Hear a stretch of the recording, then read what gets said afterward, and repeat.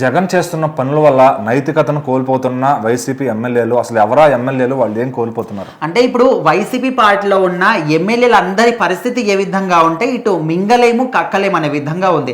So ఇప్పుడు వాళ్ళందరికీ కూడా అసెంబ్లీకి వెళ్ళాలనే ఉంది, కానీ జగన్మోహన్ రెడ్డికి చెప్పినటువంటి మాట కట్టుబడి వాళ్ళు రావట్లేదు. అంటే వెళ్ళాలని ఉన్నా కూడా వెళ్ళట్లేదు. అంటే ఖచ్చితంగా వాళ్ళ పరిస్థితి ఎట్లా ఉందో అందరం కూడా అర్థం చేసుకోవచ్చు. జగన్మోహన్ రెడ్డి వల్ల వీళ్ళందరూ కూడా జనాల్లో నెగిటివ్ అయిపోతూ ఉన్నారు.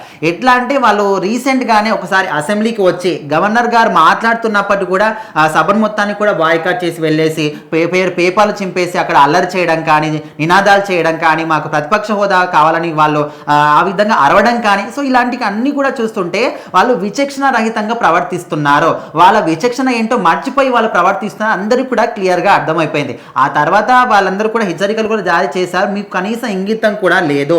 మీరు ఇంతకుముందు రాష్ట్రానికి సీఎం హోదాలో ఉన్న వ్యక్తి, ఇప్పుడు మాజీ సీఎంగా కనీసం సభలో ఏ విధంగా ఉండాలి, ఎవరు మాట్లాడాలి, ఎవరైనా మాట్లాడుతున్నప్పుడు ఏ విధంగా ఉండాలి కనీస సెన్స్ కూడా మీకు లేదని చాలా మంది కూడా అన్నారు. సో రీసెంట్ టైంలో వాళ్ళు ఏం చేశారంటే ఇక్కడ మళ్ళీ మేము పార్లమెంట్కి వచ్చామని చెప్పుకోవడానికి దొంగచాటుగా వచ్చి రిజిస్టర్లో సైన్ చేసి వెళ్ళిపోయారు. సో అందరికి పేరు ఏంటంటే మేము వచ్చామని అందరికి తెలియాలి, అక్కడ సైన్ ఉండాలి, కానీ మనిషి మాత్రం ఇక్కడ ఉండడు.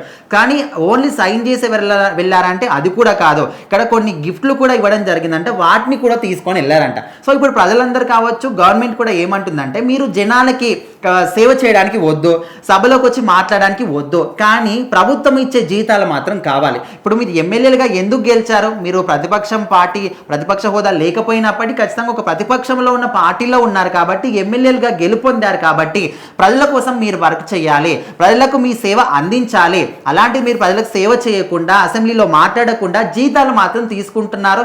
రాకుండా వచ్చామని చెప్పుకోవడానికి సైన్లు చేసుకొని మరీ వెళ్తున్నారు. ఇంత దొంగతనం ఎందుకో? ఇదంతా కూడా జగన్మోహన్ రెడ్డి చేస్తుంది. ఎందుకంటే వాళ్ళకు కూడా సభకు రావాలని ఉంది, మాట్లాడాలని ఉంది. కాకపోతే జగన్మోహన్ రెడ్డి మొండి పట్టుదల వల్ల వాళ్ళు కూడా ఆయన మాట వినలేక, ఇటు కక్కలేక మింగలేక అనే విధంగా వాళ్ళ పరిస్థితి అయిపోయింది. అండ్ ఈ విధంగా వాళ్ళు రాకున్నా కూడా అన్ని సేవలు అందించుకోవాలి అంటే వాళ్ళకు ఒక మంచి చేయాలని మనసు ఉన్నప్పటికీ కూడా జగన్మోహన్ రెడ్డి వల్ల వాళ్ళు కూడా చెడిపోతున్నారు.